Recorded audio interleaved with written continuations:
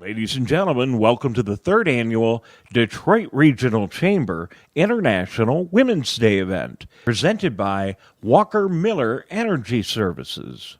Please welcome the Chief Operating Officer of the Detroit Regional Chamber, Tammy Carnrike. Good morning, and welcome to the Detroit Regional Chamber's third International Women's Day event, presented today by Walker Miller Energy Services. Even in this virtual environment, the Chamber wanted to ensure we continue this tradition and gather to discuss inclusive business practices and fostering diversity of thought. Let me thank our sponsors. First of all, of course, as mentioned, Walker Miller Energy Services, we thank you. The Canadian Consulate General, which is hosting female executives from Magna International and woman-owned Canadian business RACS Unlimited, and independent bank RSM and TCF Bank, which are hosting Detroit Training Lab, Zaman International, and Detroit Vegan Soul. International Women's Day is actually on March 8th, but we're celebrating today. And it celebrates the progress that has been made to move towards a more just world and advocates for continued advancement toward parity and equality. The Chamber is proud to join a global cohort of advocates to promote the message of equality and diversity. The theme for this year's International Women's Day is Choose to Challenge. A challenged world is an alert world. We can all choose to challenge and call out gender bias and inequality and amplify women's achievements. We are honored to spread this message and look forward to hearing from a diverse panel of leaders from our community. You are encouraged to continue the conversation on social media today using the hashtag #ChooseToChallenge and hashtag IWD 2021. For the third year, we have partnered with a local organization, an organization that is improving the lives of girls around the world. If you have not already, we encourage you to contribute to Girl Scouts of Southeastern Michigan as this year's beneficiary. Girl Scouts build girls of courage, confidence, and character who make the world a better place.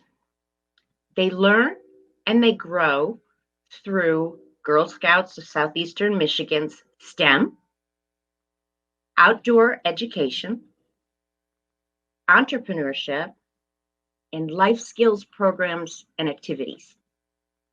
Visit GSSEM.org/donate. And that will take you to the place where you can learn more about Girl Scouts of Southeastern Michigan and also donate to them. And we thank you for that generosity. So thank you for joining us today. And if you're ready, I'm ready. Let's enjoy the program. Please welcome the Chief Executive Officer of Walker Miller Energy Services, Carla Walker Miller. Hi, everyone, and thanks, Tammy. We are so proud to be sponsoring this event. And as the fifth of 7 sisters, I learned very early on that there's nothing more powerful than the company of sisters. And that includes sisters by blood, sisters by adoption, and the sisters of a community like we are today. And it's okay that some of your sisters, some of us are just finding our long muted voices. It's okay that others are discovering new courage to support long-held convictions, and we're amplifying our voices. We're also being allowed to release old trauma and fight past wrongs. Having navigated life and business in the body of a Black woman for decades, I find that communities of brave sisters women help us to be more courageous, help us to be more vulnerable, more real. Some days I feel so powerful that I can lend some of that power to other sisters. And some days, frankly, I really need to borrow some. I need a boost, but we're here. And so one of the things you'll learn about me is I like to quote myself, just a quirky thing. And one of my favorite quotes right now is courage is a renewable resource. Courage is a renewable resource. And some days that courage, it just reminds us that there's always a fight worth fighting. Some days we do better than other days. But as long as we continue to support each other, there's always an opportunity to fight another day, to be better, to do better, and to make a difference, not just for ourselves, but for our community. I am so excited about this program, and I want to thank you all for joining us today. And enjoy the program, my sisters. Take good care. Please welcome anchor at Detroit Public Television, Christy McDonald. Hi, everyone. Thanks so much to Tammy and Carla. I am so glad to be back here emceeing the third annual International Women's Day event with the Detroit Regional Chamber. And what a year we have all had. It was just last year at this time at our event. I remember Congresswoman Debbie Dingell was asking everyone to bump elbows. It was just days before COVID became a part of our lives. And the challenges that have come from this year, especially as women, seeing our jobs change, seeing our families change, concern for our health, policies that will impact our future. You know, we've all had to face challenges, whether we have chosen them or not. Personally speaking, I want to share something with you. This has been the toughest year of my life. I lost my husband to colon cancer in August. It has been a humbling time of grief and coping, facing challenges each day of this new life and helping my children each day. So this Choose to Challenge theme for this year's International Women's Day event really resonates with me. How do we find equity in the workforce? How do we come back after taking time off? How do we encourage more women in leadership roles? Do we challenge the tone that our workplace sets? So we're going to explore all of that today with our three dynamic guests, Nayana Ferguson, Jondy, and Linzie Venegas. Unfortunately, Soraya Kim couldn't join us today because of illness, but this is how the program is going to go. Each of our panel will give their own presentation first, and then we will all gather back together for a bigger conversation after that. And we want to hear from you. So just use the chat feature so you can send us your questions. And we're going to devote a large part of our conversation to your questions. So start sending them now as we hear each speaker going forward. And with that, I'm going to turn it over to our panelists and start the program. Please welcome the co-founder and chief operating officer of Anteel Tequila, Nayana Ferguson. Hey, everyone. I'm so happy to be here virtually with you. My name is Nayana Ferguson. I am the co-founder and COO of Anteel Tequila. I'm the first Black woman to own a tequila brand. I am a 15-year pancreatic cancer survivor and an 8-year breast cancer survivor.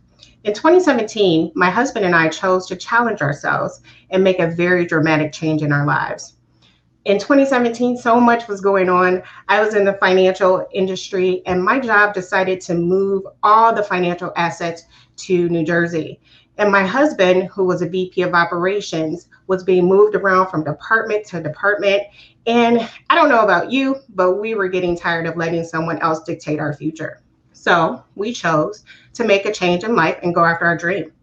That same year, we started Anteel Tequila. We got married. I actually started a new job, but my husband decided to leave his senior executive position after 11 years.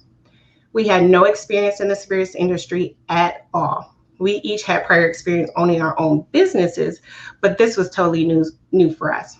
Times were tough, financially, mentally, physically, emotionally, and it actually was a strain on our family life. But as history has taught us, humans can adapt. People rise to the challenge. We problem solve, we learn, we grow, we overcome all our obstacles.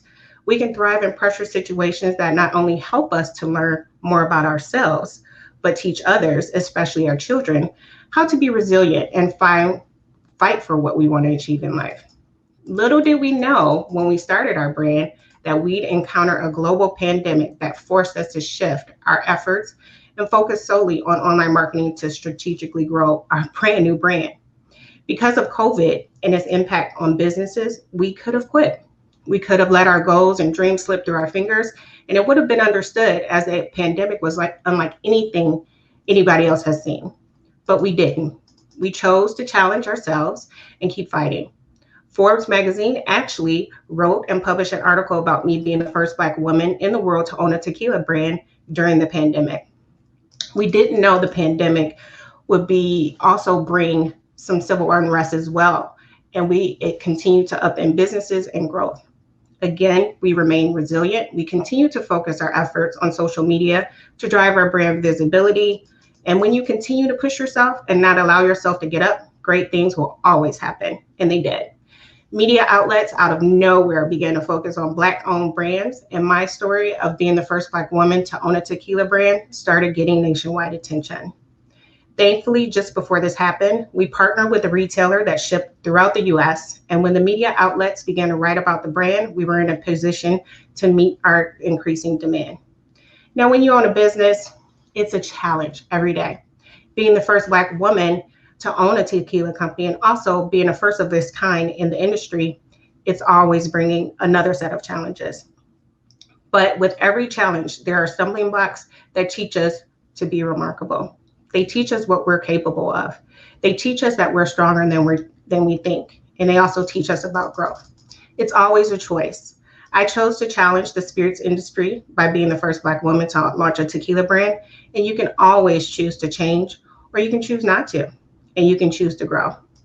These are the times in life where you don't choose what happened to you, but sometimes you have to choose how to deal with it. On October 31st, 2005, while driving to work, I started feeling chilled and my teeth were chattering. And by the time I got to work, I was actually rushed to the hospital. I was 32 years old at the time, and ultimately I was diagnosed with pancreatic cancer. Doctors had never seen a patient that young. I was in great physical condition, and they didn't know why I contracted pancreatic cancer. There were no signs, no symptoms prior to becoming sick and diagnosed. And in fact, I was actually training for a marathon. And during my training, I never experienced anything that would have alerted me to that something was wrong.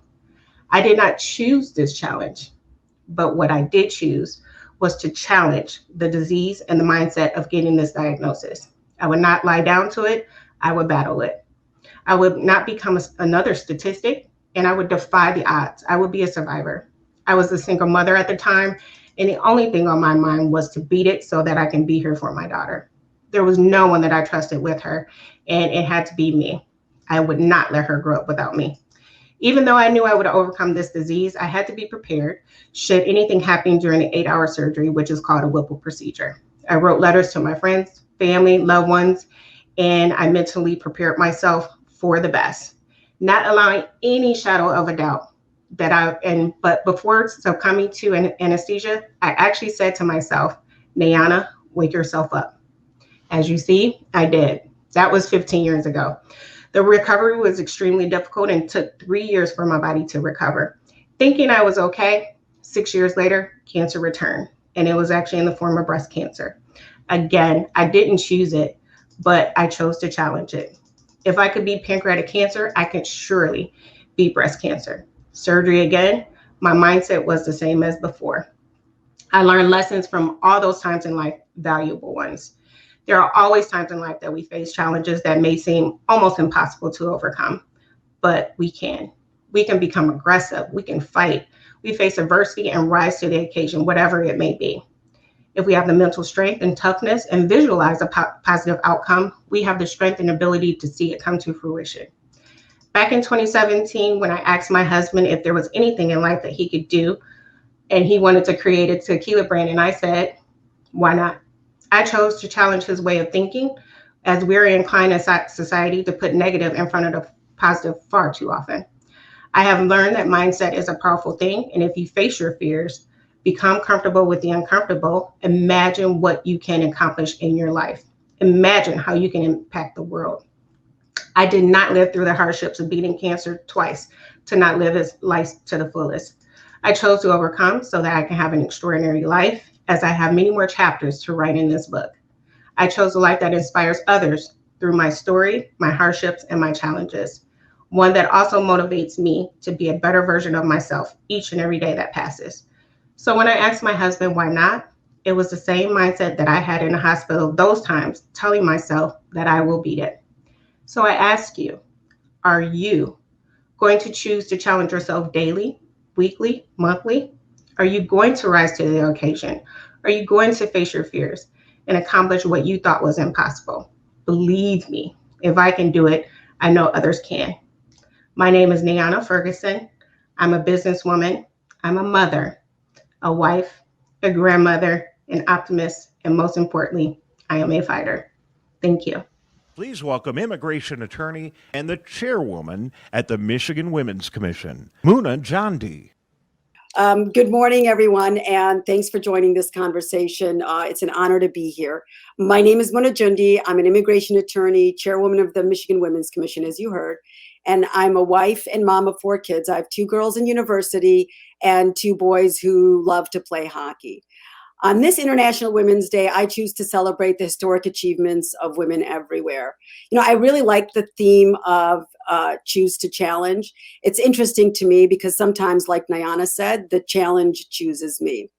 When I was in 1st grade, my family was living in Davison, Michigan, and I'm the daughter of Middle Eastern immigrants. And, it was the fall time, and I was riding my bike around the neighborhood with my sister, and there's a group of boys that I went to school with, and they would ride their bikes too. And one day, they rode up next to me and started saying, go back to where you came from, tell your mom, she's a raghead, sort of taunting and whatever. I was 6, so I just ignored them. And then one boy pushed me off the bike, and I landed on my forehead, and I started bleeding. And I remember not being able to see anything because there was so much blood coming out. And my sister got me on her bike. We went home. My dad took me to his clinic and stitched me up. And, I was obviously like shaken. I was a little girl. And when we were driving home, my dad drove past our house. And I was like, where are you going? And he said, we're going to Mark's house. And because he's the one that had pushed me off the bike. And I was like, no, please, don't. And so we got there, and, he tells me, get out of the car.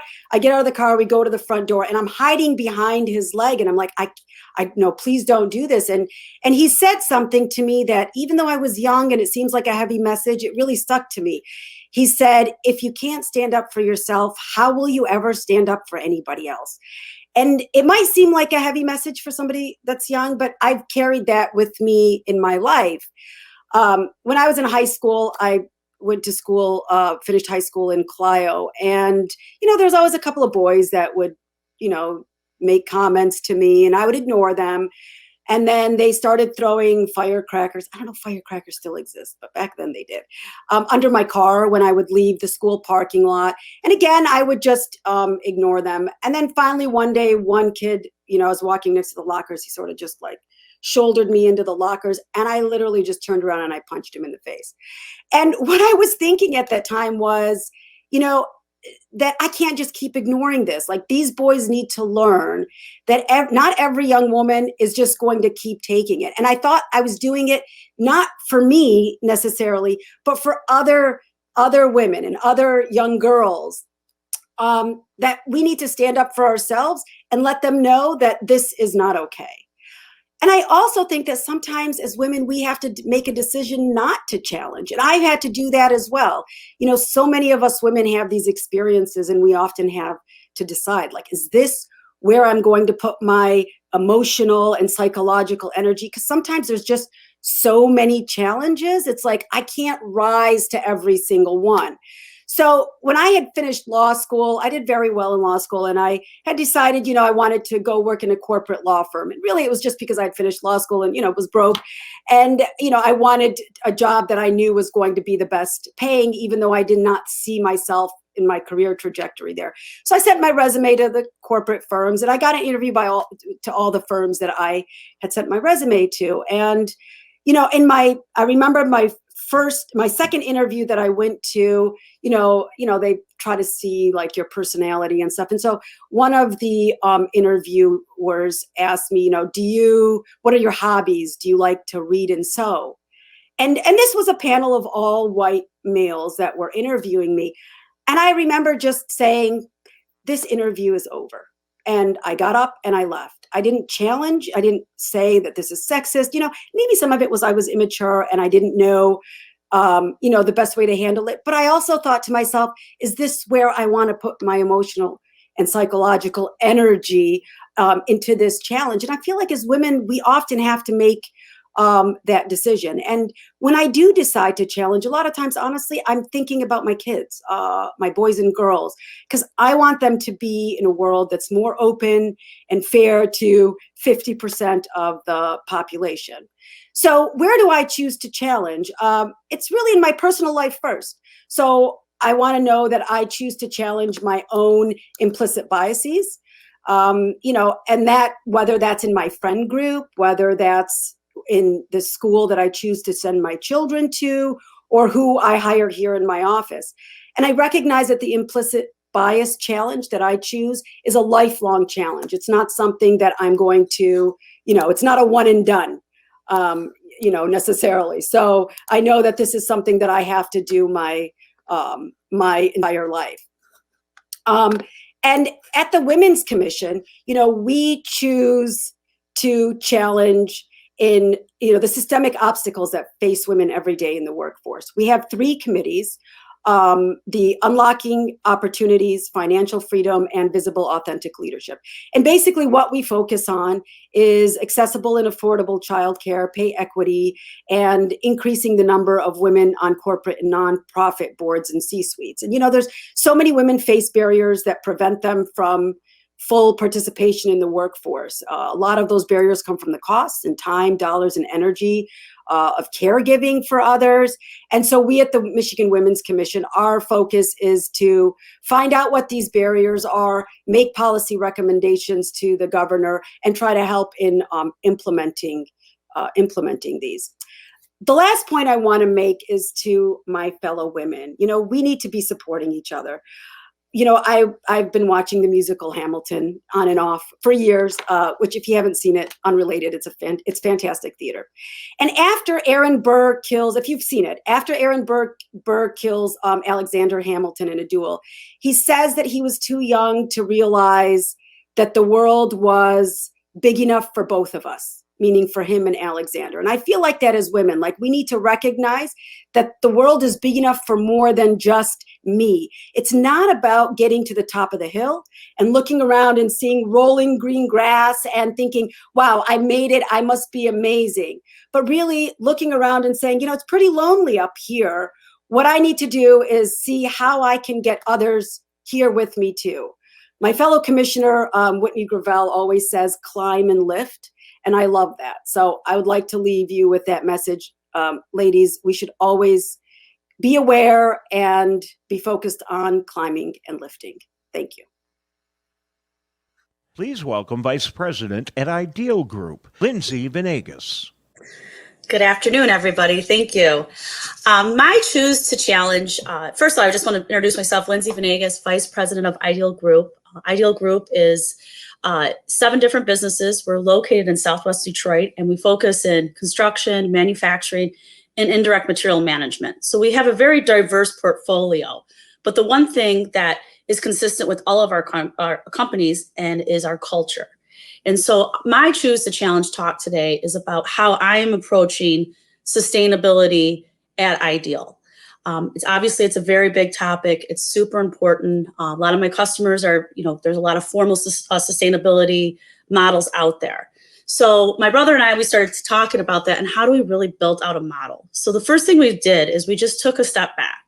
And when I took a step back, I thought of my dad. And my dad started Ideal 42 years ago. He won a Cadillac in a raffle. He drove it for 2 weeks and started his business. And I thought about how did he start? And as a little girl, because the business is about 2 weeks older than I am. And so my brother and I were very immersed in the business. By the time if I said my ABCs, my dad's like, great, you can start filing. My brother was out in the shop pushing the broom. But what I really enjoyed about that, it gave me a lot of experiences to listen to what my dad did. And I listened to the way that he talked to people. And he always had this open door policy. So it didn't matter if you were a floor sweeper to a top level executive, everybody at Ideal mattered because everybody could provide value to creating a great company.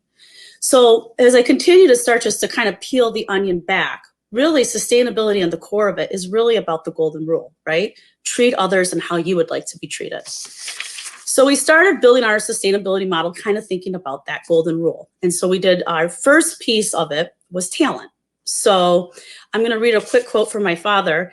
And I asked my dad, like, what do you think about talent and sustainability? And he gave me this quote. He said, building a business is about relationships and mentorship.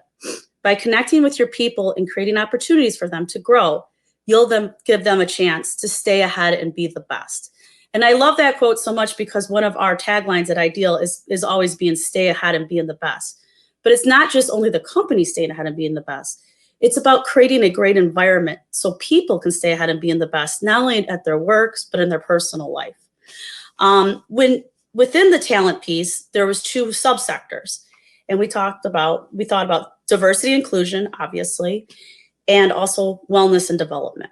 So diversity and inclusion is extremely important. So we moved down to Detroit in the mid-90s. And we came from Brighton, Michigan, and we had to figure out how were we going to bring a bunch of people from the suburbs to come downtown and make sure that it was a safe working environment. And at that time, there was a lot of gang-related activity, and my dad actually met with all of the different gangs and asked them, what can we do to create peace within our neighborhood? Because we're going to bring a lot of people down. And he was very surprised by their answer, but it's actually, it's something that's very normal for everybody. They wanted jobs. They not only just wanted jobs, but they wanted jobs that had opportunity for advancement and that could offer benefits. And so it was a very common need, and that's what we decided to do. And I can remember as being a teenager, we had a kid come in, one of our employees, Jose, his son came in, and he came in and he goes, show him your teeth. And he did this huge smile, and he had these braces, and he was so excited that now they had the opportunity to have dental, and his kid could have great straight teeth.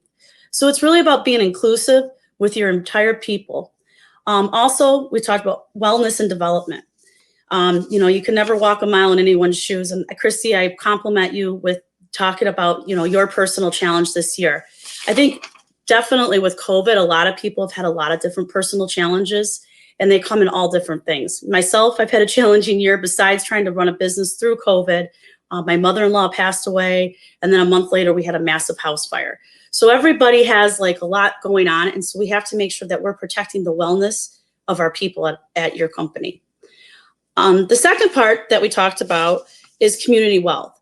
So thinking about how do you develop safe communities and build strong education structure. So at Ideal, we're in Southwest Detroit. And the way we look at it is that we are just a neighbor, right? We are a neighbor to, the people that live in the community, the after school programs, the police department. So as Ideal, we decided to be the ringleader, and we decided to start to reach out with the schools, after school programs, police departments, and to create a space for connection.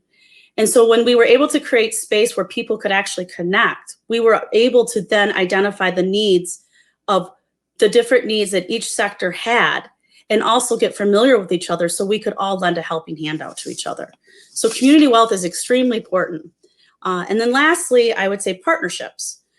Very important when you have partnerships, thinking about your quality and your safety. When we're thinking about, especially within the sustainability, we're looking at every product and process that we have at Ideal and figuring out, is there a way that we can make it better? Is it going to be better for the environment? And we're also aligning with our customers. So one of my largest customers is General Motors, and their goal is zero crashes, zero congestions, and zero emissions. So we are figuring out with their goals, how do we align with them? And then lastly, safety. Safety is so important right now. It's extremely important with COVID, making sure that people are able, when they return to their office spaces, that you're having safe protocols. We're thinking about safety every day. We want to make sure that our people, in whatever way they go out, that they're able to return home from work safely. That is our model. I challenge you all to think about, what is your culture? What is your sustainability? And when you're starting to build that out, include certain topics such as diversity, inclusion, wellness and safety, development, and your environment. Thank you very much, and happy Friday. Joining Linzie Venegas, please welcome back Nayana Ferguson, Muna Jondy, And to moderate the discussion, Christy McDonald. Hi, ladies. I'm so glad that we're back together. All of your speeches were amazing, and I was taking notes as each one of you were speaking, and I came up with three things: resilience, vulnerability, and personal focus. And you talked more about the personal focus and what drives you into making your business decisions every day. And I think that spending more time on that and how we develop those things within ourselves makes it almost easier when we are in the workplace. But I want to start off with the resilience. And Nayana, I want to start with you because you spoke so eloquently about your story and facing challenge in a personal way head on each day, and the choice, what you chose to do and how you chose to act. How do we find that kind of resilience? Because it's not easy. No, it's not easy. I always wondered how I came to that mindset when I was diagnosed with pancreatic cancer. This was something that I didn't know about. No one in my family had that. And, once you research on the internet, you start scaring yourself because they have the mortality rates and all of those things. And, I don't know where that comes from, but I basically made a decision. And I truly believe a lot of times it comes down to decisions that we make. And my decision was, I'm not going anywhere because my daughter needs me. And I had that running in my mind the whole time. My mother, I'm the only child of my mother. She was, obviously absolutely upset. My family was upset because this was a cancer that a lot of people don't survive. But I kept telling them, I'm going to be fine. I had no doubt in my mind. And I think that's what it is. I made that decision that I will be fine. And like I said, before I went to sleep, I said, Nayana, wake up. And I guess that was a subconscious, thing to myself, wake yourself up. And I did. I also made a conscious decision. I will be out of this hospital in 2 weeks to the day. And I was. My doctors were saying no because I couldn't walk, and you have to wait for your body to, wake back up. But I made that conscious decision. So I truly believe we can make those decisions in our head and somehow it gets to your subconscious or something like that. But that resiliency, I've realized, has always been in me. So how did you translate then that to work in your company? And maybe what were some decisions that you had to make that maybe you didn't feel so resilient at the time, but Yes. you had to look back and say, God, this is what I got to do. Many situations, just because of me being a Black woman in the tequila industry is, at that time was unheard of. And so approaching just a lot of either companies or people that I work with, or even going out into the stores, at one point I was my own salesperson along with my husband. And a lot of those situations did not, we're not good situations. I'll just say that. And, I didn't want to be resilient. I wanted to tuck away and just, slink back home and be like, I can't do this. But I did, no matter what they said to me, to my face, no matter how they looked at me, I continued to move on. So I think my decision is always, whether I feel like it or not, whether it is serving me, in a best way at that moment or not, I'm going to continue to push forward. Muna, you talked a lot about when you were growing up and having that resilience of being like, I don't care what you said, and then I might even punch you in the face for it, and move forward. But how do you, if people don't inherently have that, how would you say to someone to have that resilience in the workplace, in your personal life, or to start to grow it and challenge yourself in that way? I think that's why I was talking about choosing sometimes not to challenge, because I really do think that there's just a lot comes our way. And if you choose to challenge everything, you're a miserable person. You become a miserable person, not because the challenge isn't worth it, but it changes who you are inside. When you're just having to fight on so many fronts, it takes from you and it drains you. So I really do think that you sometimes it's sink or swim, right? Like sometimes you're put in a situation where you don't really have a choice. Like resilience is something that's forced on you because the alternative is drowning. So, I feel like that's sort of what I talk about my stories as child, only because I feel like those weren't really choices that I made. They were choices that were put on me. And even as an adult now, like honestly, when somebody says something to me, I'm not as silent as I used to be. And I am doing that, sort of paying it forward, because I feel like, and the older we get and the more mature we get, we recognize that it's not about us. The world doesn't revolve around us. And I might not be able to, I will likely not be able to make any big changes in the world. But what I can do is, at least in my limited capacity, try to let people know that this behavior is not okay. And I think that's also bringing in a vulnerability that sometimes is hard for women, especially in the workplace, because we don't want to appear vulnerable. We don't want to appear that we can't either handle it all or just shake it off and move on. And that's something I want to get into too. But Linzie, I want to ask you, you talk so much about how personal decisions in your life then really focused in on how you were making business decisions and how you wanted business to be. Talk a little bit about bringing that personal decision in, and how resilience would play a role in that. Sure. Well, I think it really comes down to like why my dad started our business, right? He started because he thought of a good product, a good service, but at the end of the day, it was really about people and really enjoying the people and creating a great culture of understanding who you people are, what their strengths are, and just continuing that culture, because my brother and I, we've been struggling a lot personally about this whole work from home, because we're having a very difficult time. It's been very difficult to not have somebody walk by my office and be like, hey, how did John's baseball game go? And we're just not getting that type of connection. So we're all about just getting to know our people, and that personal connection is extremely important to us. When I think about this year and where we are at International Women's Day, I think, man, we need a little help here. We know statistically that women are taking on the lion's share of caregiving, child rearing, homeschooling, on top of working, especially now during COVID. And many women have had to opt out of the workforce altogether. We see the data that has come out because their jobs were either cut in the pandemic or because of the wage gap. They just can't make it work with everything else that they have going on. So I want to ask each one of you what you're seeing and hearing in terms of the number of women either dropping out of the workforce or shifting to part-time, and the concern overall that how far women have come, what this might be doing to set us back a little bit. And Muna, I want to start with you.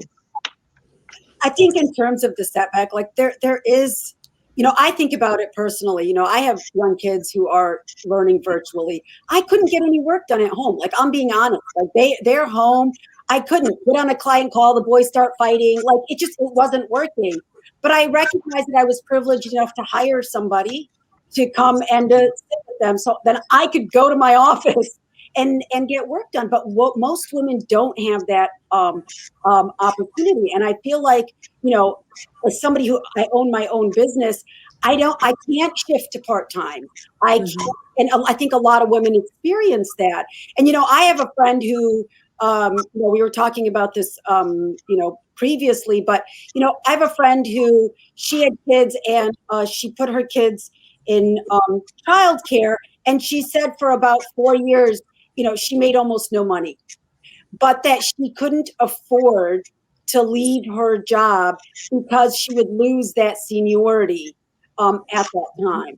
Like you can't, oftentimes you can't just go back in and start start at that level, or even start where you left off. And so this is really a challenge. And honestly, Michigan Women's Commission, we are working on, and we're implementing this Michigan tri-state program in 3 different regions about providing accessible and affordable childcare, because really women, we did these talks with the governor.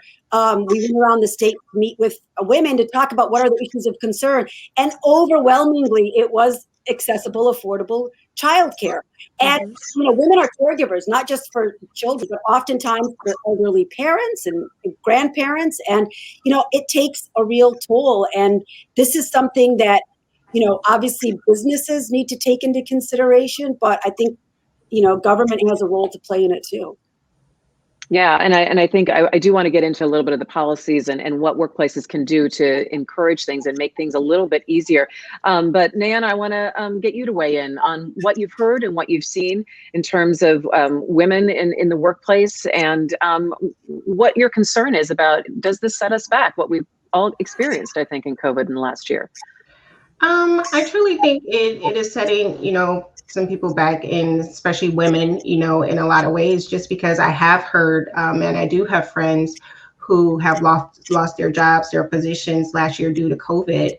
And so now they're trying to either come back into the workplace in somewhere different, or they're trying to, try to find a business or something, so that they can work for their livelihood. And I do know several women who have had to choose between childcare or working, because the whole work from home, and I'm grateful. I'm very fortunate. My daughter, she is virtual, but she's an older child. She's 12. So she has taken to virtual learning very well. But I know that is not the case for every, child. And some parents, as Mona was saying, that, the kids start fighting, you can't, be in meetings, you can't do work. So a lot of people cannot, do both. You're asking the parents to work, you're asking them to be teachers, to teachers' assistants, you're asking them to do everything. So I think in a lot of ways it is setting women back, because after this is over, or whenever we get to whatever is going to be normal again, what Right. are these women going to do? Are they going to have to get back into the workforce in something totally different? Because the world is changing. Businesses, the way that we interact with customers and the way that businesses are interacting now, and a lot of businesses have been lost. What are they going to do? Are they going to be able to go back to what they were, have experience in, or are they going to have to, learn a new skill? So, that's what's coming, and I see that. Mm-hmm. Linzie, what about you? I think through the COVID going through last year, I mean, I can just even reflect personally on myself, like a year ago, which I'd never want to go back 1 year from today. But I was, my brother and I, and we were afraid, was our business we're gonna have to shut our doors in a week? Were we gonna have to furlough everybody? And that's real stuff that keeps you up at night. But it's not just about me. And that's where I'm kind of going with this. I think through the COVID, it was really connecting with my employees, not just about what their workload was, but what was their personal life like. And I've had a lot of really great conversations with people, or sometimes I almost felt like I was a psychologist sometimes at night. But you had to really relate with the individuals, because, I had 20-some-year-olds that, they used to be on Bumble and Tinder and all of that, and now they had no dating lives. I had, single women that were in their 40s that, they were in their house all the time. I had mothers who had kids, and they were trying to juggle work and the kids and trying to make that all there. So you kind of have to take a step back, realize that everybody's walking in a different shoe. Everybody's having a very difficult time.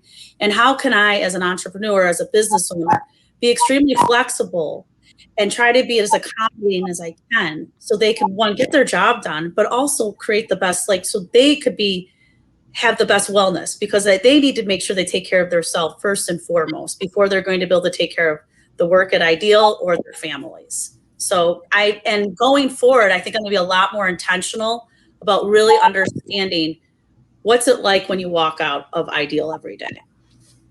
Yeah, you say accommodating and flexible, and Mona, you talked about childcare and policies. So let's get to it. I mean, what needs to change policy-wise, or what can individual workplaces do, or leaders in the workplace? If you're a manager right now, how can you make things a little bit better, I guess, for women to excel in the workplace and to keep going and to be flexible? Mona, I'll go to you. So I think this is probably a better question for those who run big businesses. I'm small business owner. So, what they can do, I think Lindsay's talking about the sort of personal issues that obviously women are experiencing during this pandemic is really something for us to pay attention to. I mean, we know that, for example, rates of domestic violence has increased exponentially during the pandemic. I mean, my neighbor's a divorce lawyer, and he said this is the best year in his career. Yeah, he's loving it. But And it's a good year for tequila too, Nayana. Would you tell us it's a good year for tequila? Yeah. My business tripled. Yeah. Next time we're meeting at your house. Continue, Muna. So there is that personal element that I feel like people really need to focus on. But I think that from the sort of corporate perspective, we need to change the narrative a little bit. When we're talking about providing services for women to make to break down some of these barriers, it's not about, oh, women, want representation and we need a certain percentage. It's really about profitability. I mean, if you look at the studies, study after study show that women in leadership in corporations, whether they're on boards or whether they're in C-suites, produce a net profit for that corporation. So you having women is not just because you want to check a box that women are represented in our company, but it's really about providing a perspective that they can relate to 50% of the population, who is going to be 50% of your customer base. So it's capitalist. At the end of the day, it's capitalist. So, I think that sort of working a little bit on the mentality of companies to let them know that this isn't charity work that you're doing for your employees, but this is something that's actually going to create a better business product at the end. And you walked right into the diversity and inclusion, part of the conversation I want to have. But I want to remind our audience who's with us right now that we want to hear from you. We want your questions. So just go into the chat feature in the side here, type in your questions, and I'll be able to give them to our panelists here as we move into this next part of our discussion. But, when we talk about diversity and inclusion, what are the type of workplaces or the leaders that do it well? What are the characteristics? So you're not just checking a box, as Muna said. And I'll start with you, Nayana. I think as not just checking the boxes, but as leaders, it's listening. It's having your pulse on what's happening, about including inclusion in women and minorities and things like that. So yeah, it's not checking boxes, but it's also just being aware, like Linzie was saying, being aware of the personal things that go on with your employees, or people who, represent your company, and making sure that you are truly, trying to help address those issues and address, inclusivity and things like that. I mean, I think that's a way of that. But as a small business, and me being a Black woman in this business, I definitely think that my industry as a whole needs to work more with, women owned spirits and minority owned spirits, because we're not included in a lot of things. And that is why it's a lot harder, for me because I'm already a small brand, but it's harder for me to get into the bigger places because I'm not included, and I don't have the capital like these other, brands do, these big brands, and because they're not keeping their pulse on what's going on. And it's still a really old tier system. It really is. Mm-hmm. And a lot of companies, I think, still depend on, the old tier. How frustrating is that to you? And what have you done to work around that? It's just knocking on more doors? Is it just waking up and going, we're going to take another run at this? Or kind of give me a little bit of the mindset?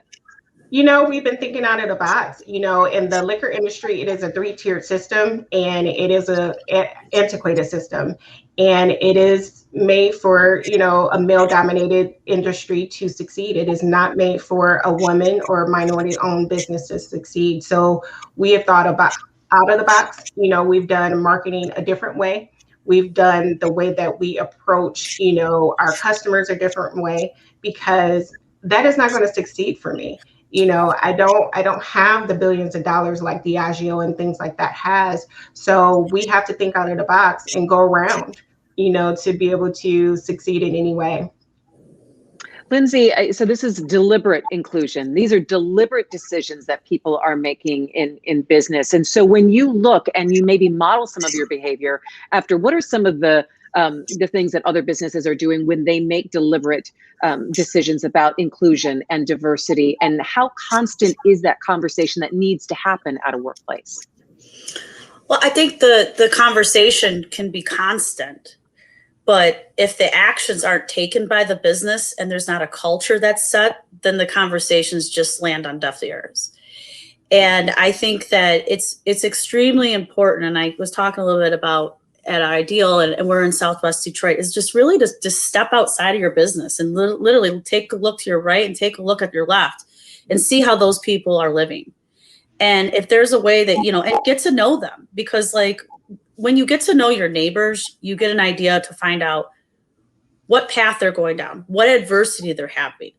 And sometimes you can help them out with just as simple as a job or helping with internships. I mean, internships are a great way to start people getting integrated in the workforce, because they start to get good role models and they start to see a pathway of advancement. And I feel like when you start including your community into your business model, the people around it start to say, wow, how can I do a helping hand with that too?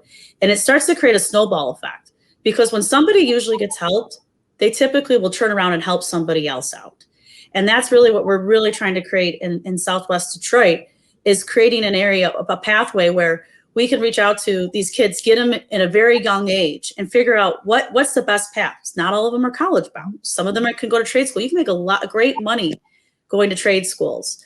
Also figuring out like what type of things are they having issues?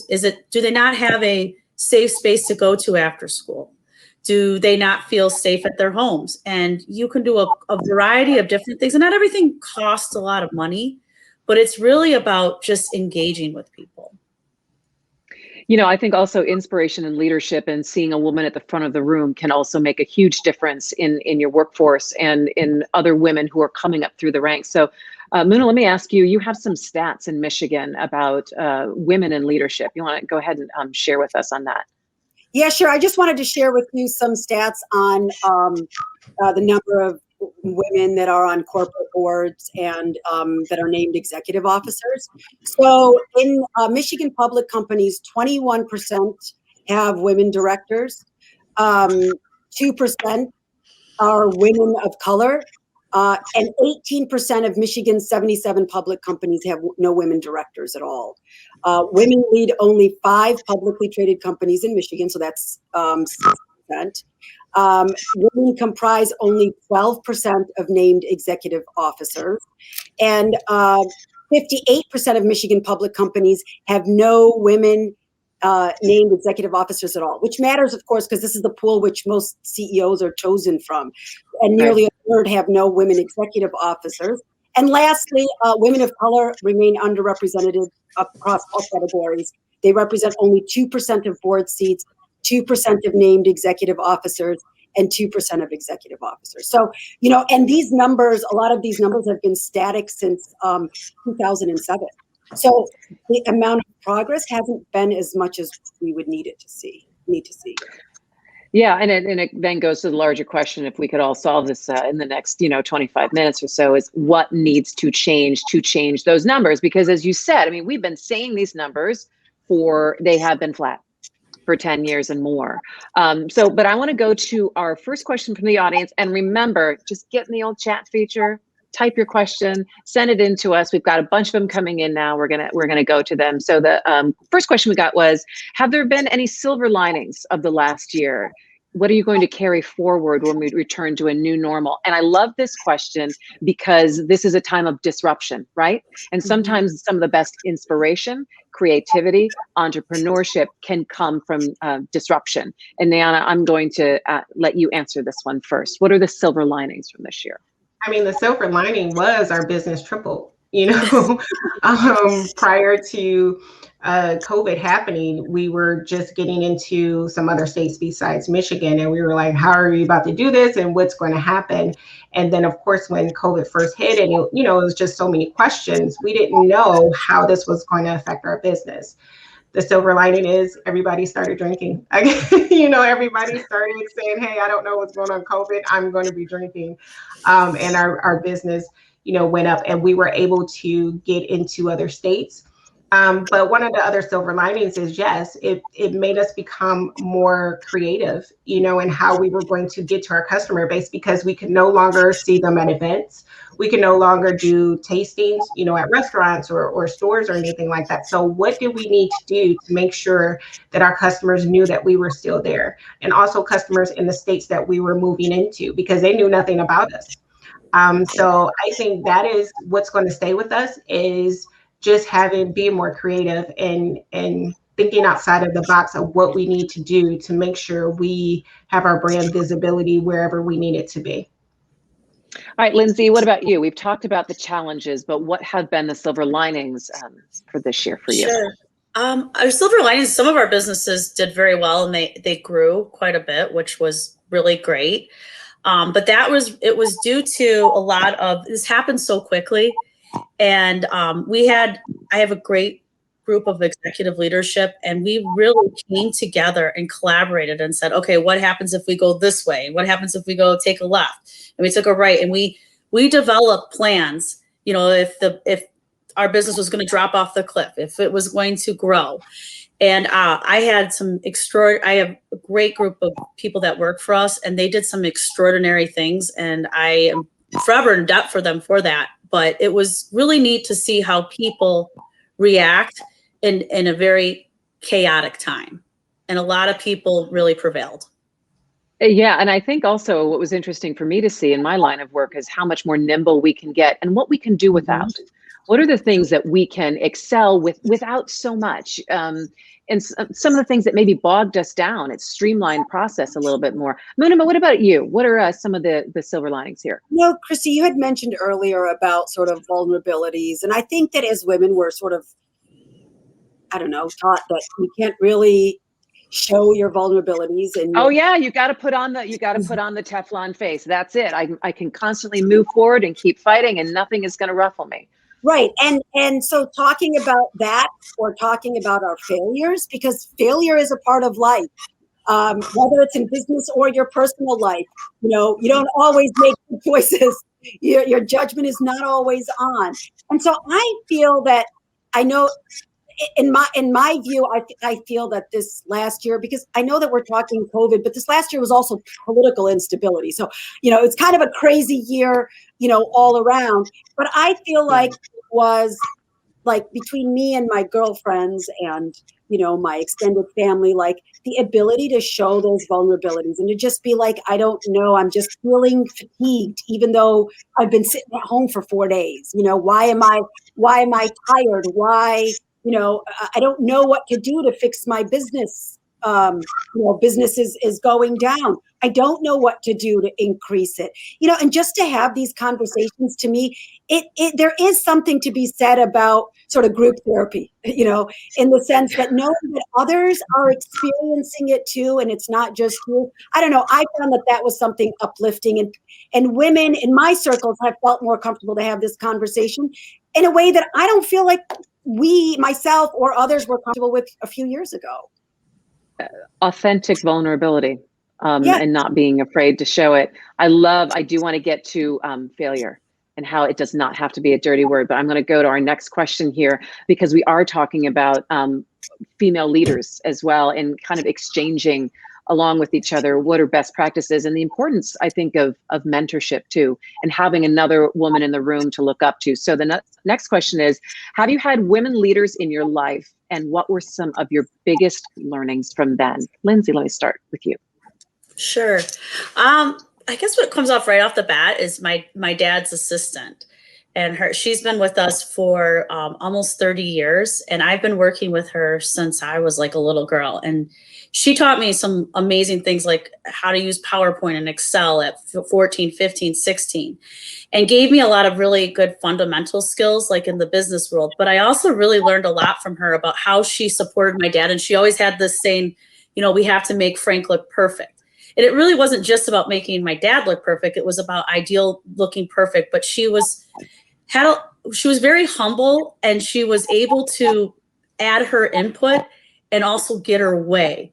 And that was back in like the 90s and 2000s. So I learned a lot about the way she approaches situation, and really the elegance and the grace that she can command the room without immediately going to, I am oppressed because I am a woman. She always gets her way. And I admire that quality so much about her. Nayana, what about you?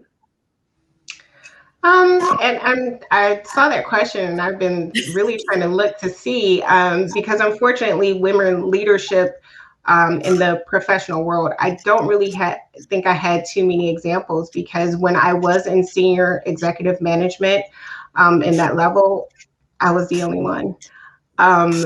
Just as Mona was saying, there are not a lot of senior executive women in companies, and I know that because I was the only one many, many times. In my 20-year career that I was, in senior executive leadership, I was usually the only Black woman in the room, the only woman in the room.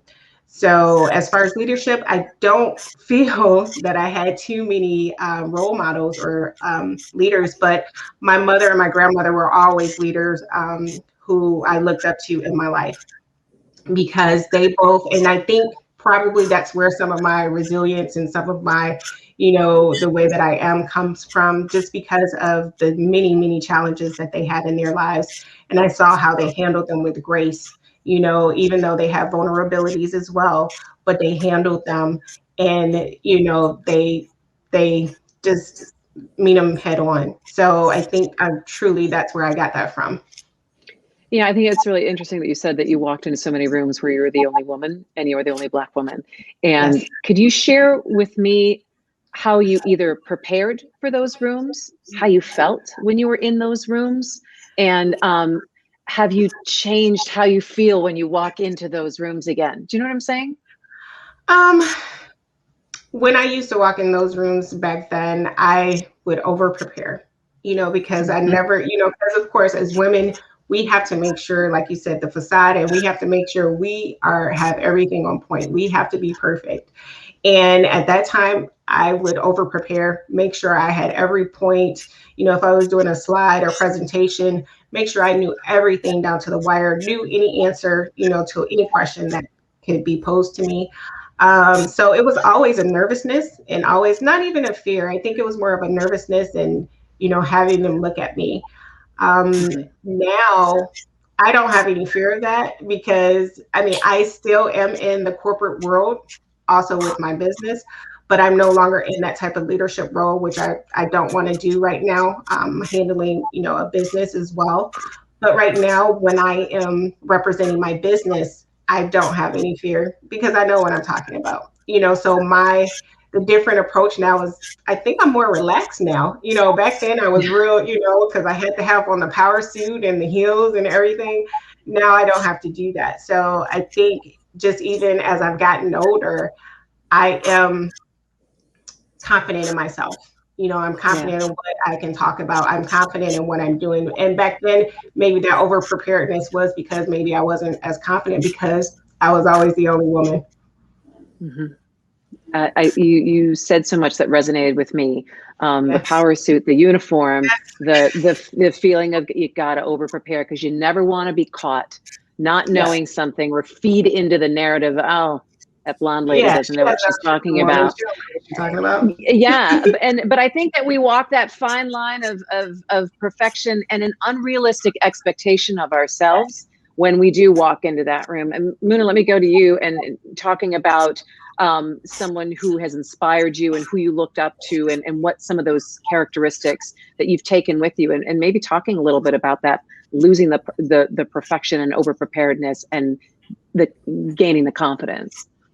I have to say, unlike Nayana, I still feel like I need to over prepare. I still feel like there's I've got something on my head when I'm walking in that, that I have to bring my A game every single time. And I think that it's become my personality. I sort of faked it in the beginning, right? I would do it because I was like, I need to I don't want it to be oh, that, woman, that Muslim woman, she's, a moron. And I didn't want to be that. And then I feel like over decades, that's who I've become. And so I don't know how to undo that, bring in the A game, but I know that it's not really that authentic, and it's not it's not that necessary anymore. In terms of like women mentors, it's interesting because I don't think I had, like you, Nayana, I was trying to rack my brain. I don't think I really had female mentors.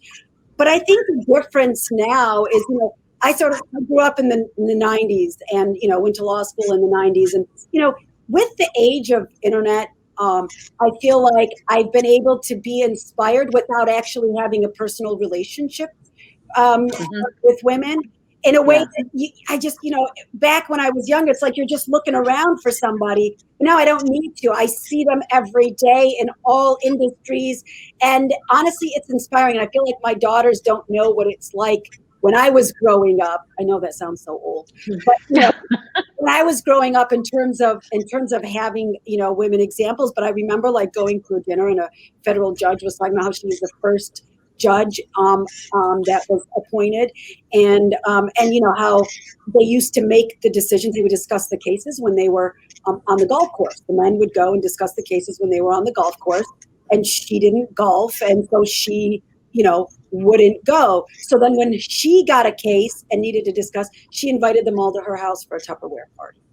And obviously this is back in the 60s, but I like those examples. I appreciated because I thought to myself, obviously they got the message, and then the meetings started happening and the conversations started happening back in the courthouse or back in the judges' chambers where they were supposed to be happening. But it made me realize that I'm not the first. And there are women that have been fighting before me to open the doors. And honestly, I look around and I'm like, come on, man, we've got female governor, female attorney general, female secretary of state, female solicitor general. Like, I see enough in my world right now that I feel like I always need to be moving forward and pushing limits. Linzie, before I move on to the next question, I want you to answer kind of what we've talked about in terms of walking in the room, preparedness, the feelings of confidence and belonging, and how you continue to grow in that through your work and through your business. Sure. I think one thing that I've always have done, and for a long time I would doubt myself, or understanding that all of us are going to go down our own path and we're going to be ourselves. And I really look at that a lot, especially with like education, and especially now with the way I recruit with people, because not everybody is designed to go to college, and but there's multiple ways that you can learn and grow yourself.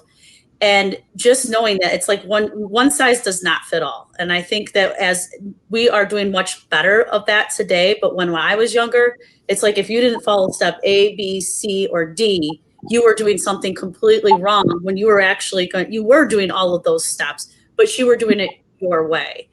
And so I had a lot of regret for that for many years of my life, because I chose to learn a little bit of I love to work. I didn't really like college and all of that stuff. And, I learned a lot of how to use like digital marketing. And when I was in my early 20s, there was no college class. It was all about learning. So just being true to who you are and not following everybody else. So there's all right. I want to go to go ahead, Muna. Go ahead. I wanted to chime in. So right now, 45% of Michiganders have a college or trade degree, and the governor has the 60 by 30 challenge. I don't know if you're familiar with it, but that by 2030 to try to get 60% of the population to have a skill certificate, because like Linzie said, it's not about college or university necessarily. It's about a trade. It's about some sort of skill set. So I think that's something that in this new world, changing times, I think is important. And, I know that this is something that the state is working on. I agree 100%. And there's so many now programs coming out in terms of getting a boost for community college. And if you can, you can get help in going to those places, and really for our kids in the next generation of, what do you want to be when you grow up? It's really what kind of problem do you want to solve? What do you enjoy, doing? And those jobs might be changing in the next 5 years. It might be something completely different.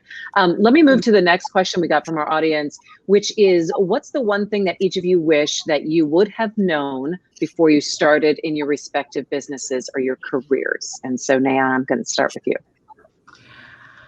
Definitely, I wish I would have known more about the spirits industry. There is so many, and especially specifically tequila, as tequila is a highly regulated spirit. I don't know if most people know that. Kind of like champagne has to come from, a certain area in France. Tequila is regulated by the Mexican government, and also, you have to go through the U.S. government as well. So I wish I would have known more about the process, because I kind of learned as I went. And doing that, I'm sure I could have cut off some time.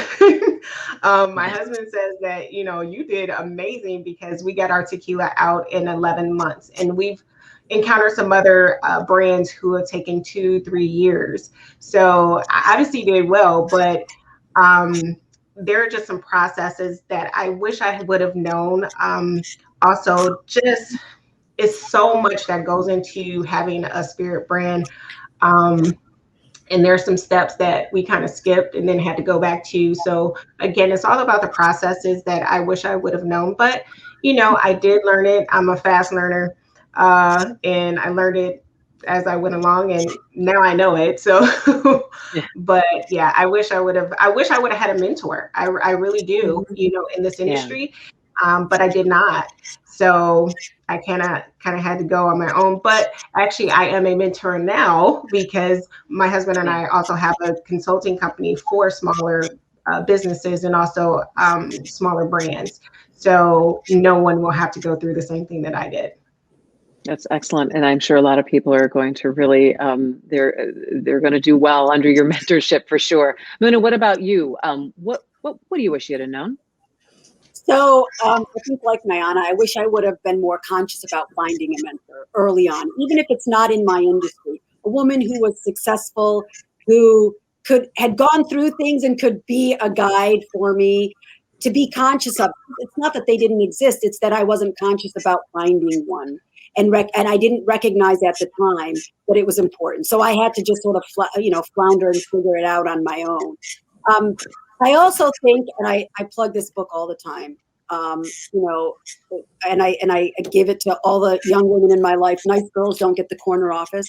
So it's a book that was published that has basically, it's the 100 mistakes that women can make in the workplace that basically is self-sabotaging.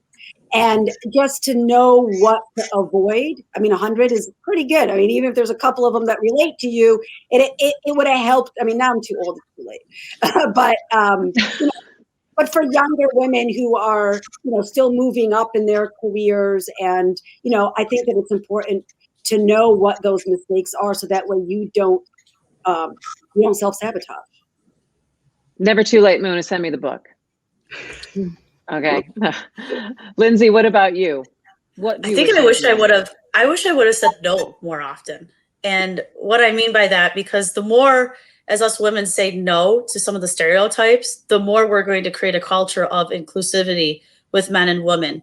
And where I'm going with that, like, I'm in manufacturing and construction, and you don't know how many times I've been in a meeting and it's like, oh, well, someone needs to take a note taker, and they look right to me because I'm the woman in the room. And it's like, and it infuriates you, right? But you just do it, right? Or there's a golf outing, right? And I've started to learn how to play golf because of that. Oh, well, you could stay in the office and all the guys get to go out. Or, oh, it's a boys club. Or I've been in manufacturing plants where I've had some things said to me that, you brush off because you're like, well, that's just kind of how it is. So we have to start saying no. And the more we continue to say no, and I think it is because we've had a lack of women mentors as we grew up. I mean, really, only the really great mentors were the ones that really defied all these odds. But like, I want to go to the days where women aren't defying the odds. Now it's just the normal, and we're in this inclusive culture.